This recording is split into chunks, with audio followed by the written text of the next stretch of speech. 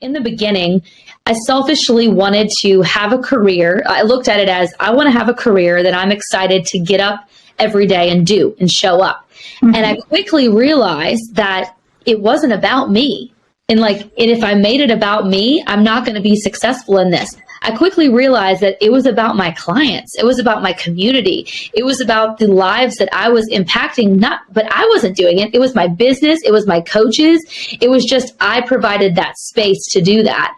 And so when I got in that mindset of this isn't about me, this is about them, that's when the true level of success that I'm at now really happened, because it isn't all about the money. Put the money aside. You want to feel like whatever you're doing is adding value to the lives of others.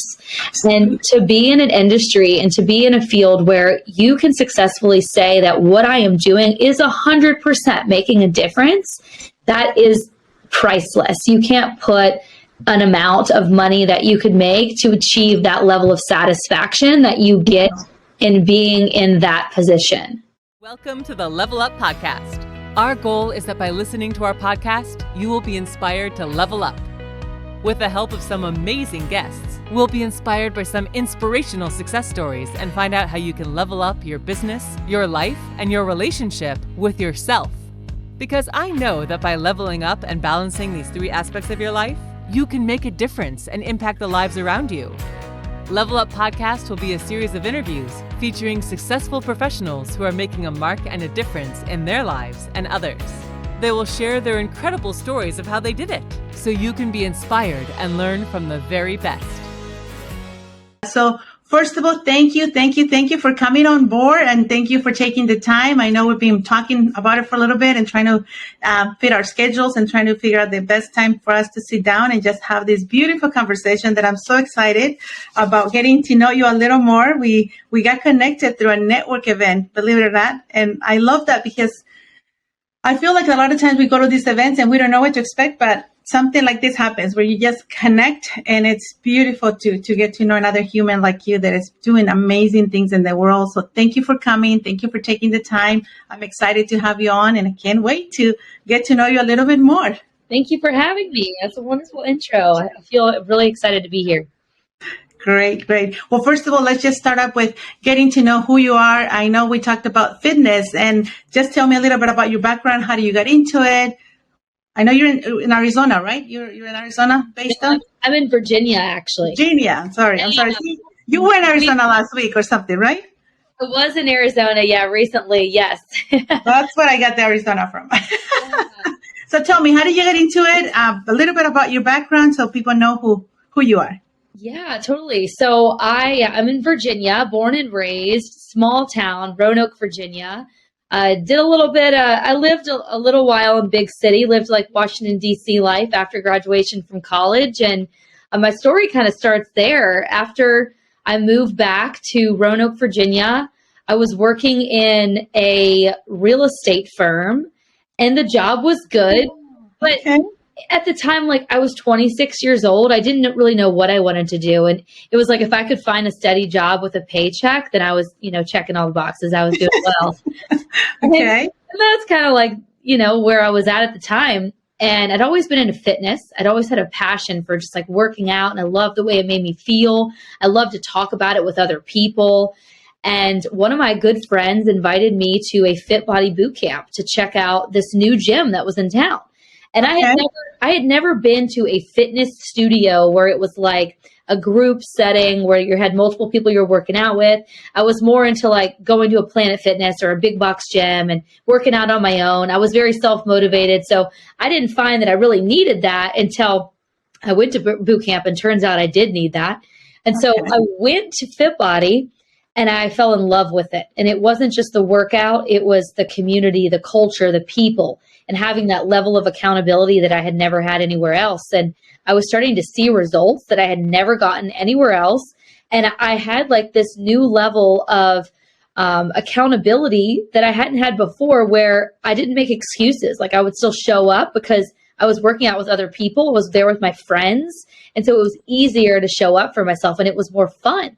There we go. Yeah, it was more fun. And that's always a part of it, is if you're taking on something like with health and fitness and it's not fun, you don't enjoy doing it, you're not going to be able to stick with it because yes, you're not going to last. You're only going to do it for a very short period of time and you're going to give up on yourself. Exactly. And I was kind of like finding that I was in that vicious cycle of I would start something like I was into racing at the time. So I would do like a half marathon and I would train, and I would run the race. And then I would say, okay, I'll give myself a break. And then it was like, what's next? And so when I found boot camp, I had this level of consistency with my routine that I had never had before, which was great. So yeah. And you talk about accountability, which I just recently did a post about it. That is so interesting that we have it because without it, then again, we easily fall off track.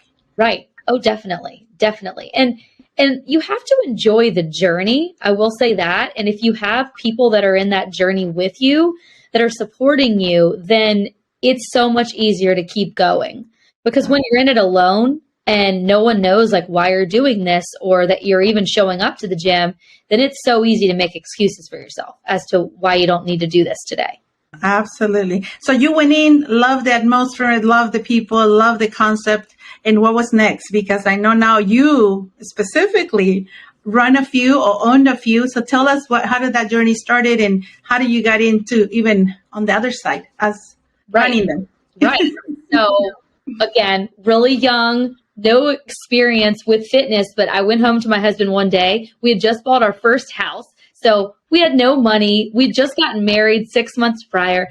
And I sat him down and I was like, listen, I'm going to open up my own Fit Buddy boot camp. If these people can do it, then I can do it. I've always kind of had that mindset. I've always had a very high level of ambition from a young age.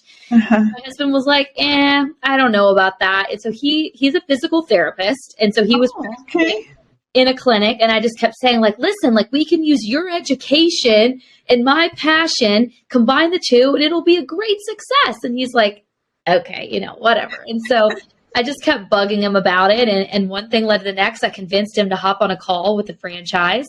And we signed up and we flew out to California, which is where they're headquartered in Chino Hills.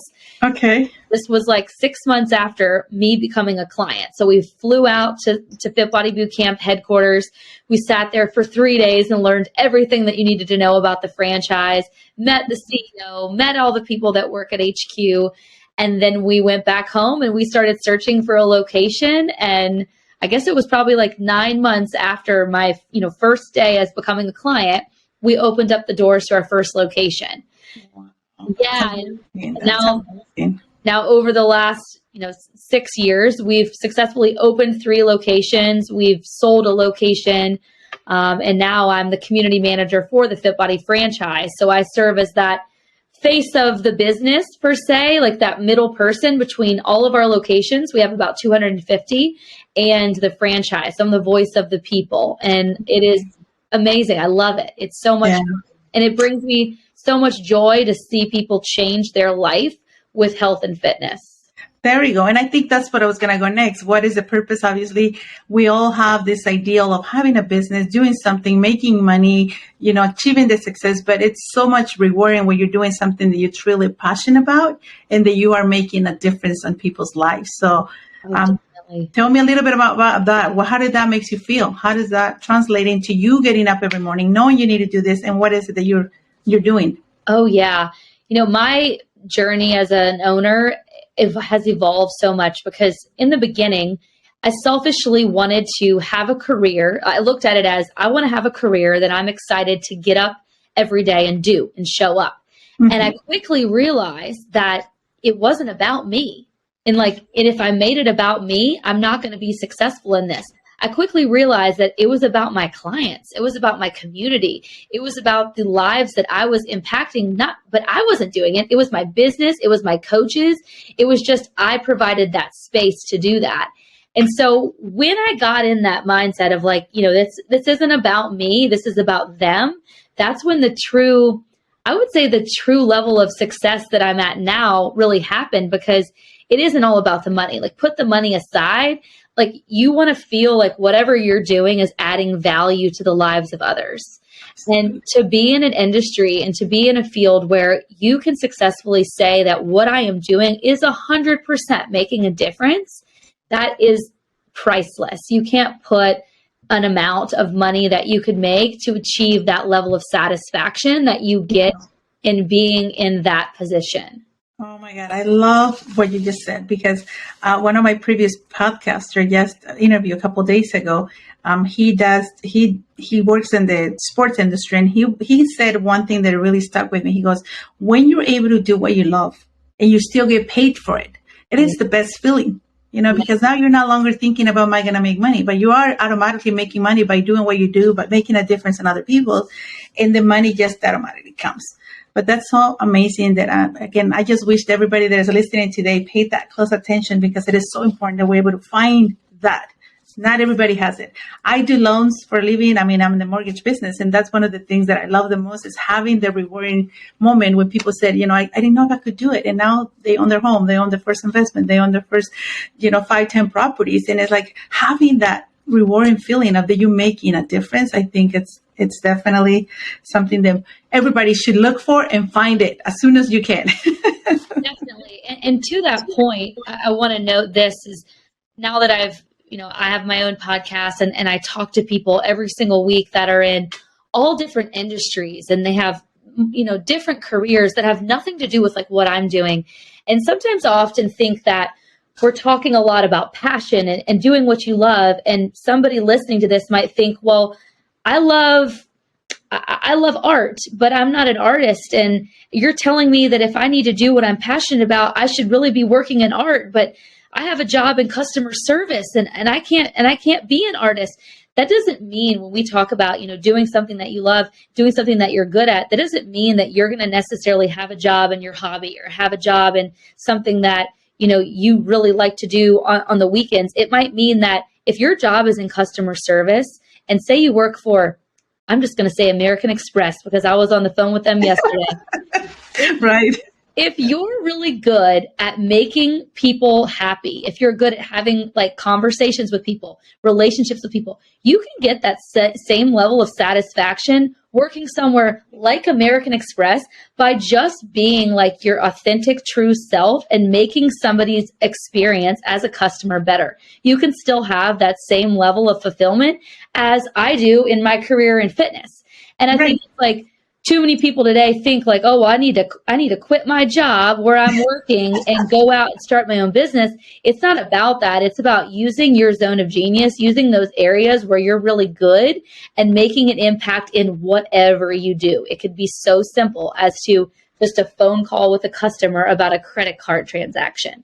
Right. And you're absolutely 100% on that. It's something that I learned too, and we met through Ed Milet, but one of the things that I remember, I went to an event with Tony Robbins. He said, why don't you work on your job, whatever it is that you're doing, and start doing your passion on the weekends? Find out ways that you can implement that into it, and eventually you'll fulfill your dream, and you can eventually transfer from your regular job to your passion, your purpose in life, if you start working on it. Because a lot of times that happens too. You just get too busy with work, or too busy with, making money to pay your bills, that you never take the time to start doing the things that you truly love. So he said that I will work a job from 8 to 5, and then my passion, my vision, the extra hours at night. And I'm like, that was such a great, advice as well. So yeah, definitely. But you make total sense. Whatever you do, just do the best you can and make that you be your way of giving that experience to those other customers. So asking you about, I know you said you have babies, and we were talking about it once. How are you able to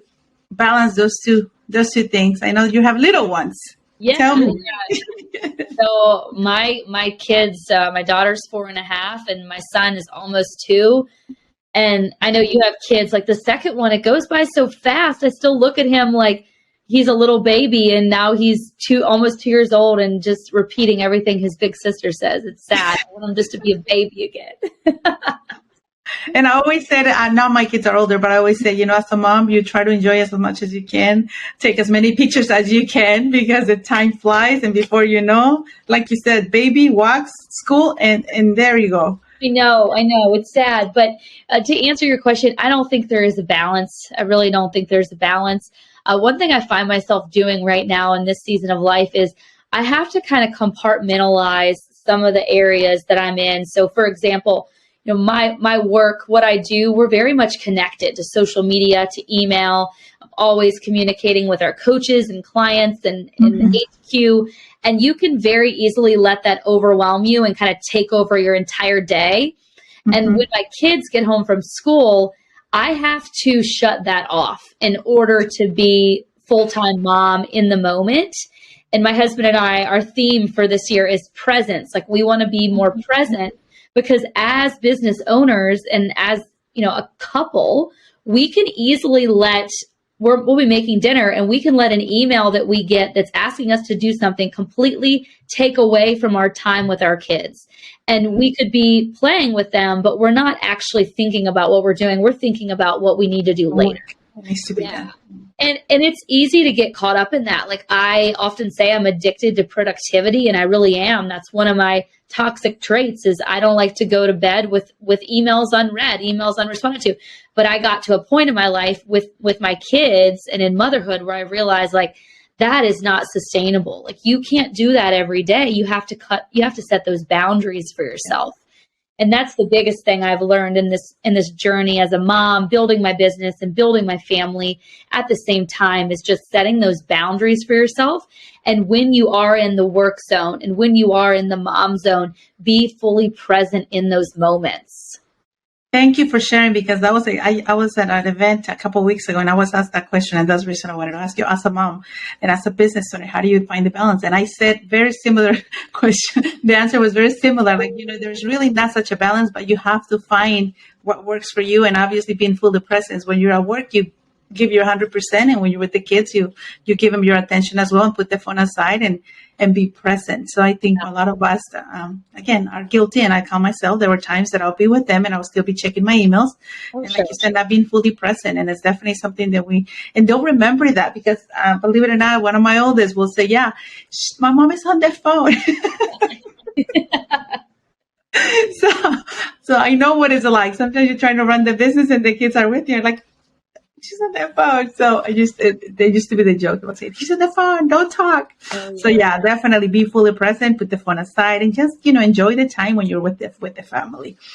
Okay. So what's next for you? What are you working on right now? So that's, again, you're finding your place where you are able to balance, or finding the way of setting those boundaries and saying, okay, I'm at home. I'm a full-time mom, wife, business. What are you working on right now? Because I know you, and it seems like you're like me. You're always on the go, see what's coming next. I mean, we went at the bend where we're all talking about what's next.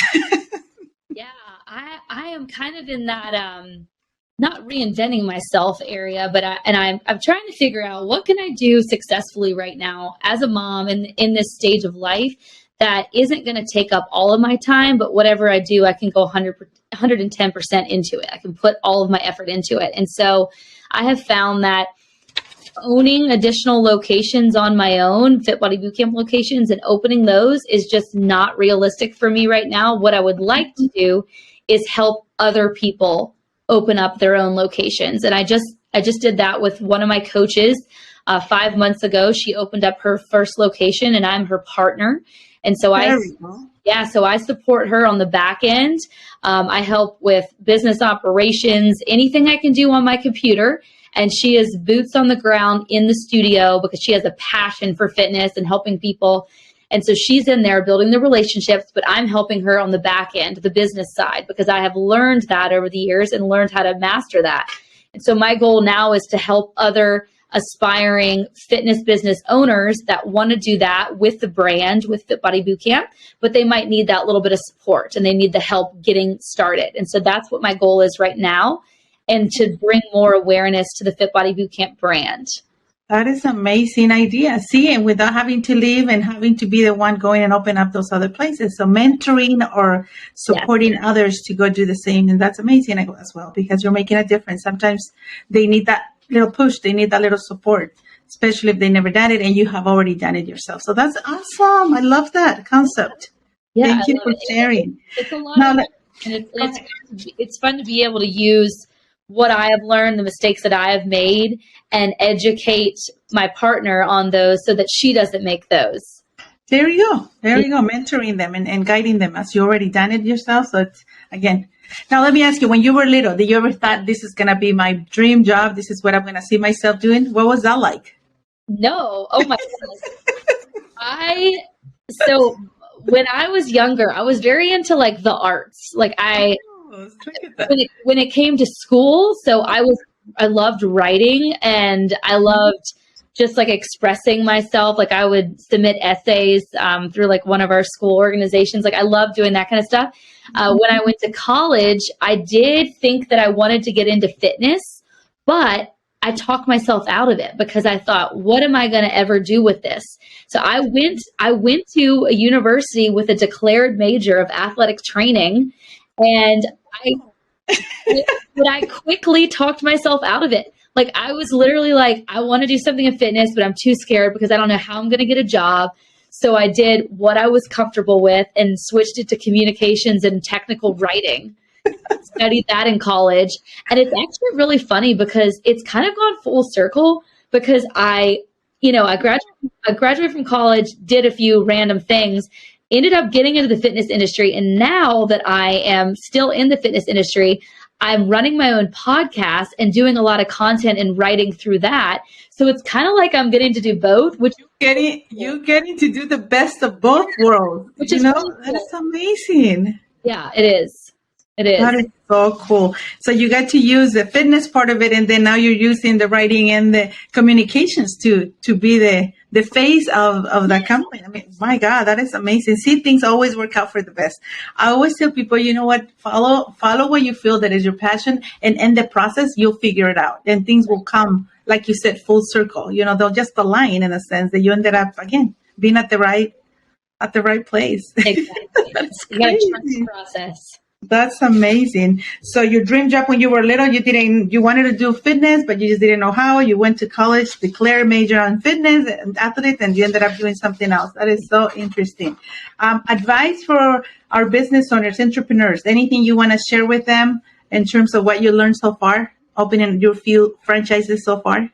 Oh, yeah. The hardest part for me, because I started this at such a young age and not having a lot of experience working with teams, is just being a leader and how to delegate what needs to be done and making sure that your team knows what your mission is behind this business, what your goals are. That has been the hardest journey for me, is just communicating that to my team. And it's gotten better over the years, but there have been some clear moments in our business where an example would be when we opened our second location. I was always in the first location every single day. I was coaching, I was there. And then when we opened our second location, I needed to be there every day because that location was just getting started. And I never clearly communicated to that other team what was going to happen. And it was kind of like I just dropped off the face of the earth. And I remember this was like a year and a half ago, or probably like not quite a year into having the second location. I finally was like, okay, there is like no clear line of who's going to who for what. Like the organizational chart is all messed up. We need to reevaluate. And they understood, like my team, they're amazing. And our business is what they are because of them, because of those coaches. Mm-hmm. But it clearly, like in my role as a leader, made me realize, okay, I'm not that great at this. I need to improve. So just being a leader and delegating is hard. It really takes some effort. It does. And you said something very important. You can't be in two places at the same time. So again, thinking that you can do it all is amazing. And we all sometimes feel like you're the superwoman. You're going to make it work. You're going to figure it out. But it is so true to learn how to say no to some things and delegate other things, because at the end of the day, there's only 24 hours of the day, and you're going to have to somehow, some way delegate in order for your business to grow. And Right. that's something that I had to learn the hard way myself too. So Yeah. thank you for the piece of advice. I know that most business owners get to that point, and it's hard sometimes to say, well, what is going to be my role? And Right. what do I need help with? And Right. who can do sometimes better than I can? Because a lot of times we think we're the only ones who can handle that because we've been doing it, right?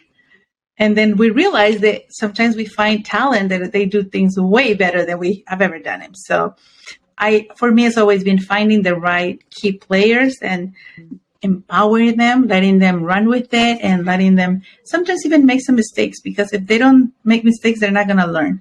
Right. So I don't know about you. What do you think? Yeah, I totally love that. And I agree. We've actually had quite a few coaches or quite a few individuals in our business where they were the right person, but they weren't in the right position, or like they had strengths that we weren't utilizing where they needed to be. And that was because my ego was so big. I thought I needed to do it all, when turns out, no, they're actually better than me at doing this one thing, and they need to do it. And I need to do something else.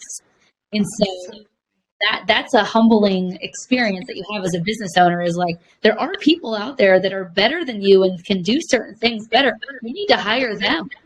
Yep. Yeah. Hire them all the time. And what do they say? Hire quick? No, fire quick and hire slow. And also, be able to acknowledge as a leader that if something is not working, don't wait too long, because if you let it prolong, then it's going to get worse. Oh, yeah. Right? Yeah. That's true. When you find that employee that does a really good job, but there's this one thing that's just not aligning, and yes. you hold on to them, but in reality, they're hurting the business. All right. I have done that. Yeah. Me too. I've been in the business for 16 years, and I've always haven't. I'm like, you know what? Nope. That's not working. Let's make this switch. Let's make adjustments, and let's just, get everybody what they need to be. Again, just going back to, we met through an event. So I'm assuming you do have, again, in the fitness, you just mentioned coaches for the clients. What about you? Do you have any mentors, any coaches that you're using, that you're utilizing to grow your business or to keep you in the right track, or, just mindset? Because we do need sometimes also that accountability, that help on guiding us on what to do and what not to do. Right. I don't have like a personal mentor, but I'm in a mastermind group with Fit Body Boot Camp. And in that mastermind group, those are top performers in the brand. And we have like a weekly call. We meet once a quarter in person together, and we talk about, what's working in our business, what's not, and help each other grow. So I get a lot of benefit from that. I'm very close to the CEO of Fit Body Boot Camp, so I have access to him whenever I need it. And he's kind of like my mentor and the person that's helping me evolve in my role. So he's definitely played a key part in my success in this role with Fit Body, which is great. And then I have a few podcasts that I listen to, I'm sure like you, that you feel like those people are your mentor, even though they don't know who we are. Yes, all the time. Or the books, one of the books that I love is Think and Grow Rich. And he talks about the power of the mastermind, the power of getting people together and just share and collaborate. And just like you said, that's amazing that you guys have that, because that community really, really, and more than anything, because you guys are all in the same, business. So that definitely, it's a great piece that you have access to. So beautiful. But always mentors, it's going to help you. I always say, if you're inside the box, you can only see the walls. Somebody from the outside can come in and see the little corners that you might not be able to see. That analogy. Yeah, that's good. Yes, I've always said coaches can come in and you're always looking, around, you see the walls, but they can see the little corners. And hey, what about that little corner? You're not paying attention to that area. And that could be, something that can benefit your business. So amazing. What about, what's next for you in terms of, going in at the babies? Are we going to have more babies? 2 babies now? Good question. I'm not sure. I have 3, and I said I was going to have 1. So, Really? And I know you have 2. So, is there more babies coming? Yeah, I've always said that I wanted to have a big family, because I only have one sibling. I only have a brother. Oh, okay. My husband is one of 7, and so when we get together with them, it's so fun. And like when I met him, I was like, okay, this is so cool that you have this big family. Like, I want to have that too. But if somebody asks him if we're done having kids, he's like, yes, we're done. And I think that's the interesting thing, because a lot of times we think we want this, and then once we get in there, like, oh, I don't think I can handle anymore. This is enough. Our big thing is like, the middle of the night. Like my daughter now, like our 2-year-old, he's so easy. But our daughter, she's always in our bed. Like every other night, she ends up in our bed. And like in the mornings, he'll look at me and be like, this is why we're not having any more kids. We can't handle this. Like, That is so funny. But it does happen. I did happen with my three. So, and they said it helps them actually. I read somewhere where they said, it's good. Their self-confidence tends to be better when they feel that they have that, bond with their parents and even sleeping with their kids. Some others don't agree and I'm okay with it. But yeah, my kids would always come and end up in my bed when they were little. So let me ask you, what is one of the most important lessons you have learned in life that you can share with us? Oh, most important lessons I've learned in life. Everything is temporary. I would say in the beginning of my journey as a business owner, I would take any setback like so hard, like everything that would happen. I'll give you an example. Like when I was first like coaching and building the studio and building relationships with people, it was like I would have 1 week where 5 people would cancel their membership and I thought the world was ending. Right. And you look at it like that in the beginning because you've never experienced it before. But then as the years went on and I had more problems that I realized were so much bigger than that, it's like when somebody would email to cancel, of course you try to keep them, but if they need to cancel, then so be it, move on with life. And I apply that in every area. It's like these setbacks I've had or these moments of adversity that have felt like I'm never going to get out of it. I realize that it is temporary and it's going to be okay. Like just recently, we lost an employee who had been with us for a while and she was an A player. Like she was someone who really did an amazing job in her role, and the role and where her life was going just no longer aligned. And all of our members in our community looked at it as like, oh my gosh, the business is going to close because this person is leaving. And a week later, you never would have even known she left. But it's like these moments of adversity that we have, they are so temporary and you can't get wrapped up in that. Like you need to give yourself those 5-10 minutes of like, okay, this sucks. And then after that, be like, what am I going to do next? What's next? And that's like kind of the muscle I have built over the years and the strength that I have gained from those moments. And it's gotten me to that point where I realize like it is temporary. These moments of adversity are temporary. And there's always a lesson to be learned. I feel like anytime we go through any adversity of anything comes to our life and we feel like this is gonna, right. completely, and then you learn something from it. And there's always a lesson that you take from it. So that's beautiful said. I love that. And there was a book that I read said everything that you go through, even as hard as it is, you will look back and say, oh, that was the best thing that happened because it allowed us to do this or learn to deal with it this way. So beautifully said. What is the one thing that you're the most proud of? Ooh, the most proud of? Well, so in my role as an owner in the beginning, it really started as a passion for fitness and helping people. But I quickly realized probably like year 2 when I had my daughter and I had to step out and hire coaches that there is nothing more rewarding than helping a coach be in a career, be in a job that they love to show up to every day and be a part of that. I had a guy, he's been with me for 4 years. He was the manager of a Cracker Barrel and he reached out to me and said, I have no fitness experience, but I have a passion for fitness. I've worked at Cracker Barrel for 10 years. I'm ready for a career change.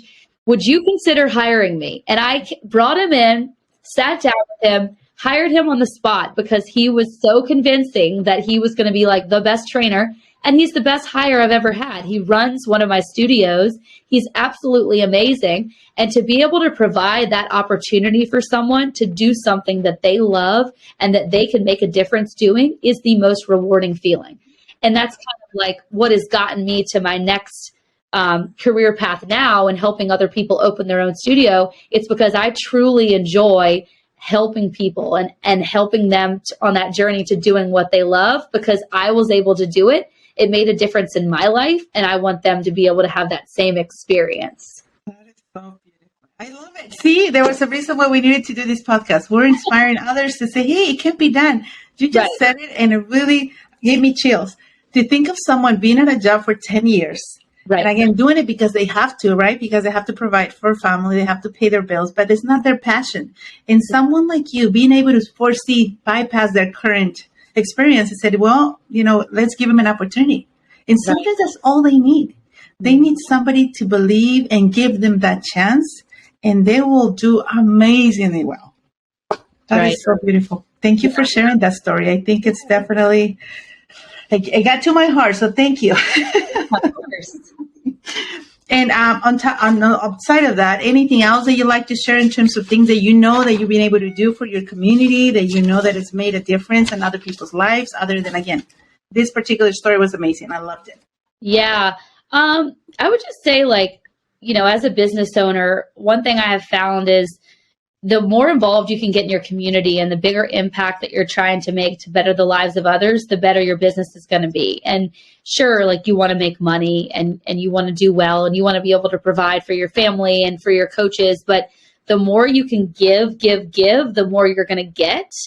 And it's really hard to stay in that mindset in the beginning when you need to make money. Like, you need to make money to pay your bills and you have all of these things you have to pay for. But if you can get in that mentality that, like, the more I give, the more I get, then the money will come and you will be successful because people will be bought into your business and what you're doing because of the impact that you're making. There we go.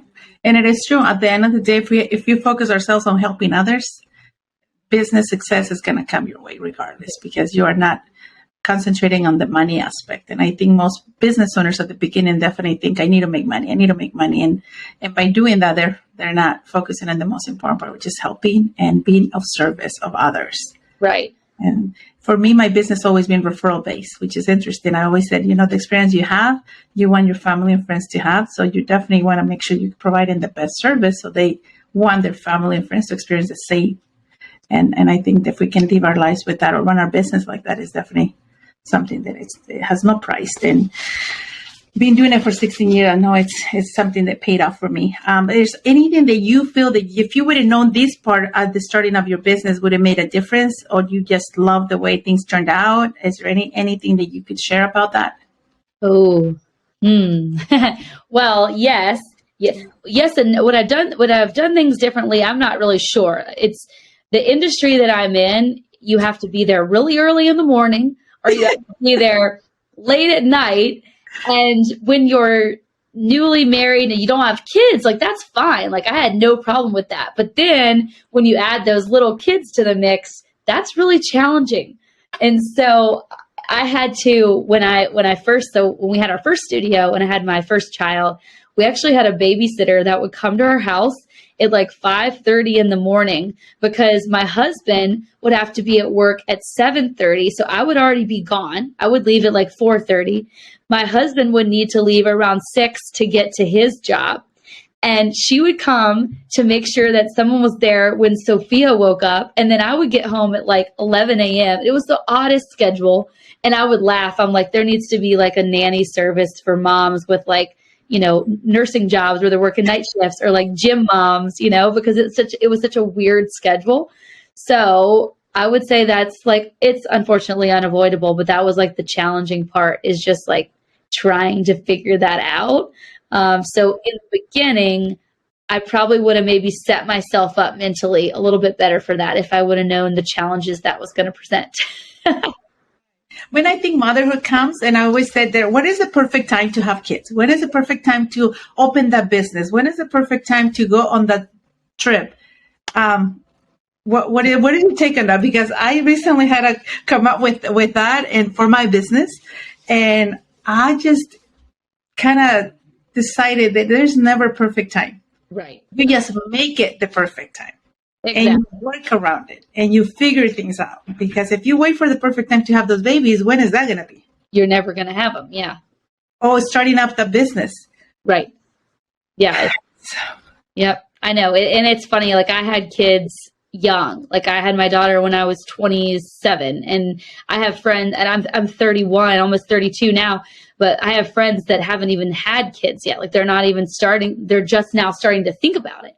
And you are seeing that a lot more now, is people are waiting until they're older.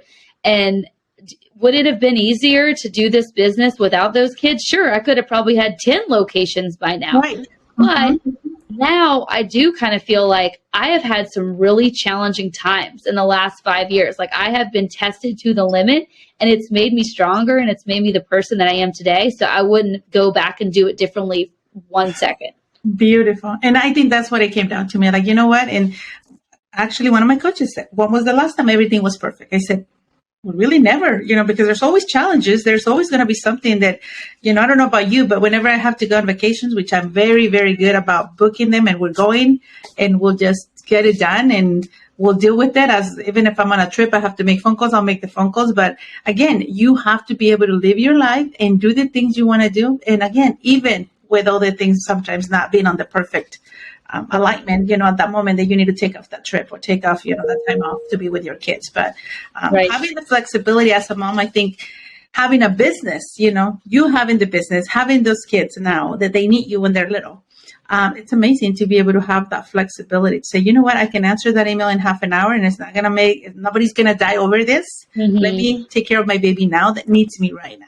That's right. For me, that's the reason I went into business when I had my second child, because I knew that I couldn't work at 9 to 5. Mm-hmm. I knew I needed to have more control of flexibility more than anything with my time. So as a mom out there, if you're a mom and if you're thinking, I know it's going to be a challenge, like you just heard it, but it can be done and it can be arranged if you just, apply some of these concepts that she's sharing with us, which are amazing. Yeah, definitely. So let's encourage our moms to go for their dreams. Don't use, and it's funny, I recently said this to one of my loan officers because she had babies and she's like, I can't do it, it's so hard, and I don't know what to do. And I said something that somebody told me, and I said, use your kids as your motivation, not as your excuse. Because a lot of times I feel like we use our kids as an excuse and said, oh, well, I could do this, but I can't because I have little ones. Or I could go after this thing, but I can't because, So I told her that I was switch. She automatically changed her attitude and she made things, made some changes on the way she was doing things. But that was my thing. What do you think it is a good advice for those moms that sometimes are not going after their dreams because they have the kids? Yeah. The way I look at it is, I could easily say right now, I'm just going to give myself a break because, I do have the locations that kind of run themselves and I have coaches that are there and then they're doing the work in the studio.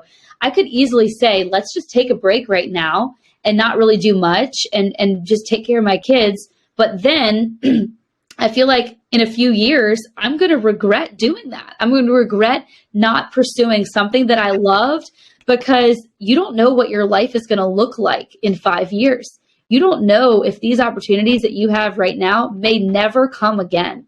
And so that's the way I look at it. Like, I'm a believer and I believe that God puts these experiences and these opportunities in front of you for a reason. And he's testing you. Like, are you going to take it or are you going to go the other way? And sometimes we do need to go the other way and sometimes that's okay. But you don't know when that opportunity is ever going to come again and if it's ever going to come again. Exactly. Thank you for sharing that because it is so true. A lot of times we always think it's going to be another one down the line, but we don't know. Right. We don't know. And another thing I feel like as a mom too, your kids are looking at you as an example too. Mm-hmm. Like it's so interesting. A lot of times as much as, again, what do they say? That your kids will do what you do, not what you say. Right. Yeah. It's caught, not taught. Yeah. Right. And they see you, working on yourself, doing the best you can, going out and, getting yourself exposed to the opportunities and being yourself out there. They're going to do it one day too. You will become, again, their example. And it's so important that we do not allow ourselves to just, because I have little ones, I can't do this right now. Just go after what you want and do it, with a passion and find whatever that is that makes you get up every morning. So you are a morning person. Yeah. Because you get up so early. When you said 4:30, I'm like, okay, you're one of mine. I get up every morning at 4:30. I love getting up early, getting my stuff done early before even the kids are up or the husband is up. And it feels so good. My day is planned and I don't have to worry about not getting my exercise done or not getting my journaling done. Do you have a morning routine? Do you have anything that you do for you?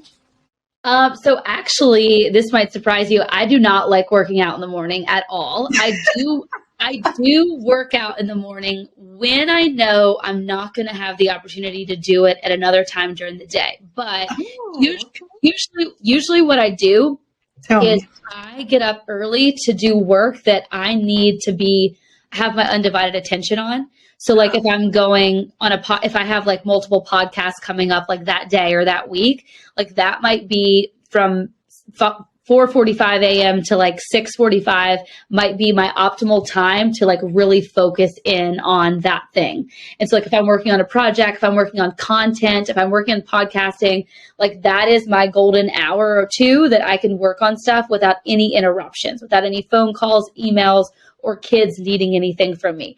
Usually with my workout, like I can bring the kids with me to the gym. I have a gym in my basement. I have multiple different places that I can get my workout in. So that's not usually my obstacle during the day. It's the having my undivided attention on something that really needs it is what I do in the morning. Yeah, but Everybody has different routines, and that's interesting that you said that that's the time you use it. Once you have no other distractions, you get to really focus and do that thing that you need to concentrate on.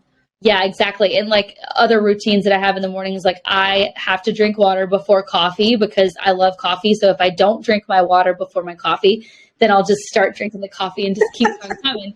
So I try to drink at least like 2 glasses, 16 ounces of water in the morning before coffee. I usually take like a daily greens. I'll do that before my coffee as well. I'm pretty good about like packing my kids' lunches the night before. So the morning is not crazy. I usually have like what we're going to have for breakfast and everything already mapped out. I'm sure you've found this, but I have many mornings where I didn't plan and I maybe got up a little bit too late and you're blaming your kids, but it's actually your fault. Like you're mad at your kids because like my daughter won't let me brush her hair and we're going to be late. It's not their fault. It's your fault. And it took me a little to realize that, like, if I'm having a bad morning, it's because I didn't prepare and I didn't get up early enough. It's not their fault. Don't take it out on them. I'll take it out on them. That's amazing. Thank you for sharing that with our mamas out there. That I'm sure we do feel like that sometimes. Come on, kids, let's go get it. And we did not plan it. We did not, get up early enough. Or we did not prepare stuff the night before. You mentioned something now about the water. Give us some tips. I know there are people out there. You mentioned having the water before your coffee. Why is that important? Yeah, well, it's important because like your body, you've been sleeping for 6 to 8 hours, hopefully. And if you get up and the first thing you do is add a stimulant to your body, like that's not good. Like your body is still kind of like waking itself up and you need to first like set up your digestive tract, set up everything by drinking that water and kind of wake it up that way versus just putting a stimulant into your body right away. I'm not an expert on that, but it's something you're doing and I'm sure it's working. You look amazing. So definitely I will take advice from you. Anything else? Just the greens. What else do you drink? What else do you feed your body with? Yeah, so I do a lot of protein. I do a high carb, high protein, low fat diet is what really works well for me. I don't diet per se. Like last night, my husband and I got out the Valentine's Day chocolates that we had in our drawer, and I was like, "Remember these? I forgot we had these." He's like, "Oh yeah, this is the best." So I still definitely indulge in things like that, but definitely prioritizing that protein, avoiding sugars, processed foods when possible. And then really prioritizing sleep is something that's very important to us. It's making sure that we're getting that sleep because with the kids, like you never know when you're going to have a bad night. And as long as you're being consistent with your sleep routine, then that one bad night's not going to completely throw you off. There you go. Any final thoughts for our audience that you want to share about you, about what journey is with the health and the fitness world that you like to leave us with? Just remember that like the reason why you're doing something and the reason why like you have these goals, your why for doing it needs to be so big that nothing is going to hold you back. That nothing is going to get in your way of achieving that. And I think today we try to take on so many things where you're not actually doing it for the purpose that serves you. You might be doing it for someone else. And so make sure that whatever you take on, whether it's with your fitness or your career, your why is so big that nothing is going to get in your way of achieving that. Beautifully said. Thank you so much again. It was great having you. I enjoy all the tips you gave us. We had such a great connection, and being moms, I think is really important that we balance things out or figure out a way to find that little line where we feel we're not failing our kids and we're not failing our business by pursuing our careers and pursuing, our dreams. So thank you for bringing that in today. So it was amazing having you. Thank you for having me. This was a lot of fun. I'll see you soon, kid.